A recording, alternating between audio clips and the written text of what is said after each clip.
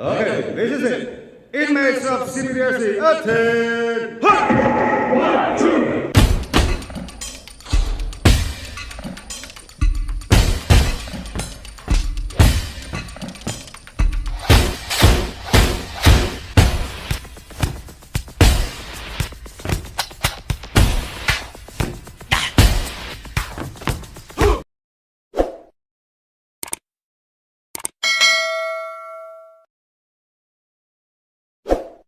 Although Michael Jackson officially passed away in 2009, most of his fans never believed it.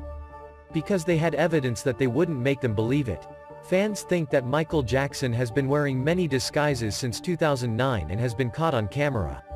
In this video, we will examine in detail all the moments that were captured on cameras after Michael's death.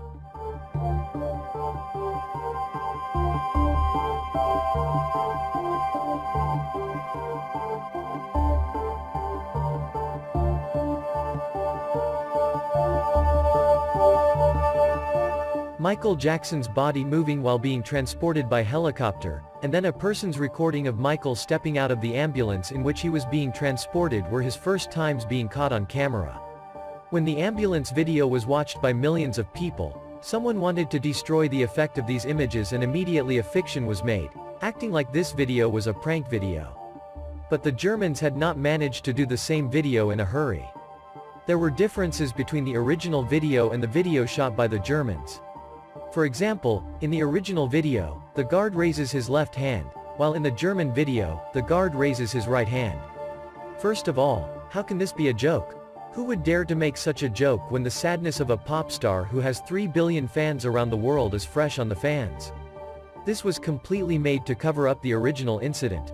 They couldn't cover the helicopter incident because the whole world was broadcasting live at that moment.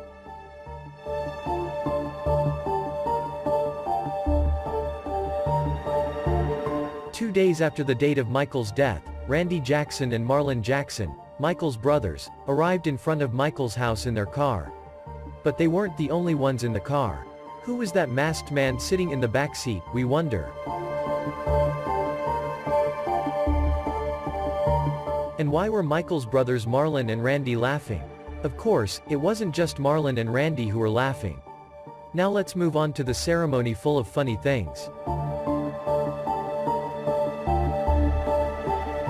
12th day of Michael Jackson's death, on July 7, 2009, a public memorial service was held at the Staples Center in Los Angeles, California.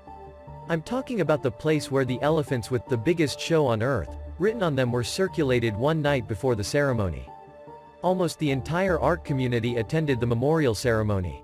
Michael's family's strange actions were talked a lot about at the ceremony. If only Michael's son Prince Jackson had forgotten about his father's pain. He was blowing gum at the ceremony.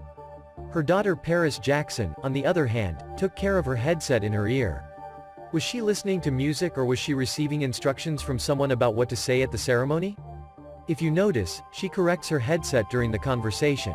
And look at this. After making his tearful speech with the directives she received and hugging his aunt, they smile and go inside. Mission completed. How was I, Aunt? Paris, who allegedly studied acting before the date of her father's death, did not seem to be able to demonstrate sufficient acting. The only happy ones at the ceremony were not just the prince or Paris, with Michael's father, together with his brothers. The ceremony's mood was like a wedding. Anyway, would Michael have been missing if the entire art community had attended the ceremony? Perhaps he wanted to go down in history as the first and only person to attend his own funeral. There were two mysterious people at the funeral, thought to be Michael, and they were both almost next to each other. This could have been a target diversion that was made by Michael.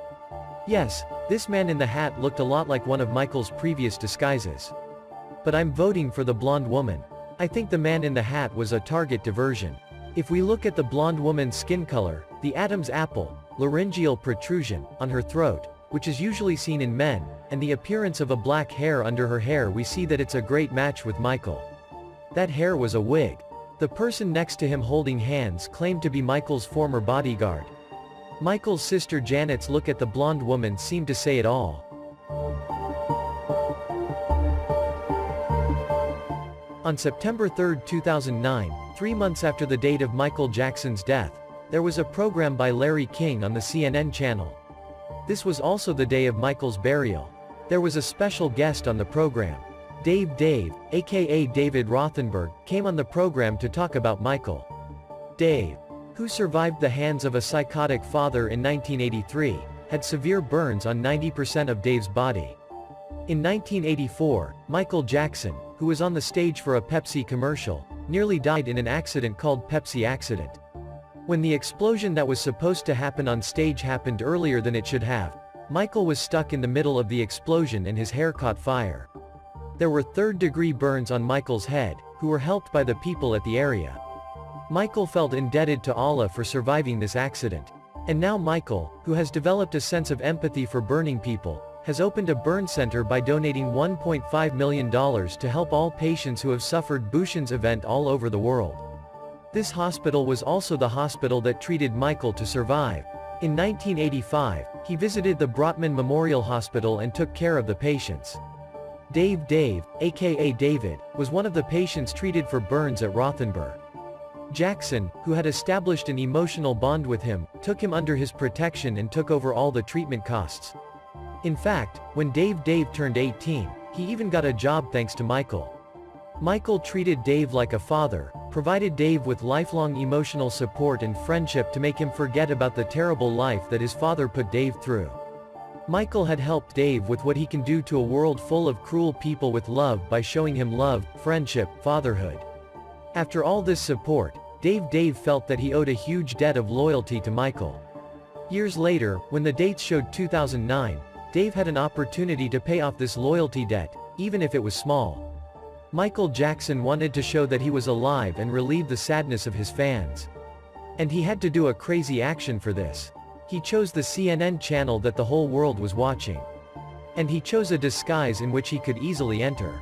Dave, who loved him like a father, had given him permission to disguise himself as him for a day.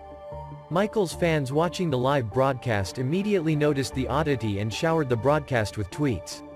With his voice, movements, eyes and timid looks that convey a message, this was definitely Michael Jackson himself.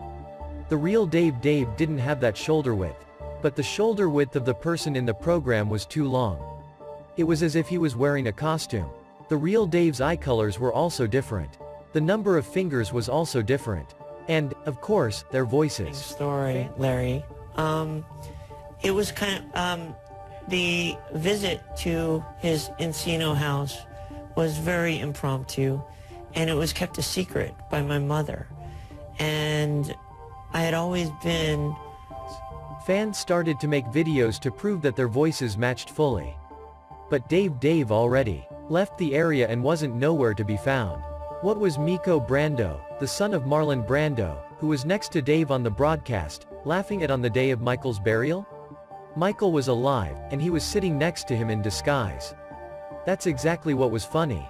After this incident, millions of his fans began to believe 100% that Michael Jackson was alive. Shocking his fans, Michael had made history with the Dave incident. But Michael's actions would not be limited to this, he would continue to manifest himself. About 8 months after Michael Jackson's death, We Are the World's 25th year special anniversary song with more than 80 artists, including Justin Bieber, on February 1, 2010. Was published, and there was a man with a green mask at the minute 7:28. Let's see, who is this person in the green mask? Does it look familiar to you?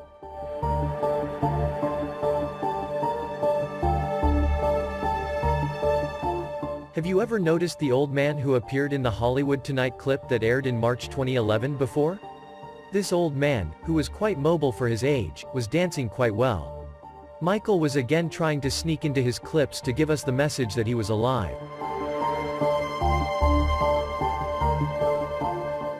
On December 1, 2011, Michael Jackson's family was invited to the X Factor USA competition.